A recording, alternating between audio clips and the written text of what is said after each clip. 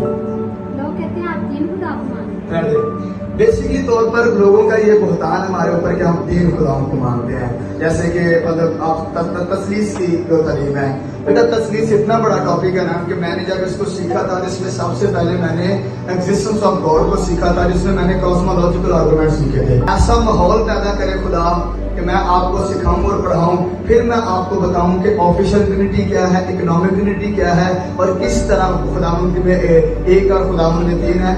Problem बेटा ये है, मसला तसलीस बेसिकली मसला नजात है, रोला ये है, ठीक है। और तसलीस वो तालीम है जो जमीनी नहीं है, आसमानी है, और आसमानी बातों को समझने के लिए तौफीक भी आसमानी होनी चाहिए। हालेलुया। अगर आप डिस्ट्रैक्ट हो जाएंगे। जी भाई, तक हमारा चैनल सब्सक्राइब नहीं किया तो अभी सब्सक्राइब करें और बेल आइकॉन को क्लिक करके हमारी लेटेस्ट वीडियोस के बारे में अपडेट जानें।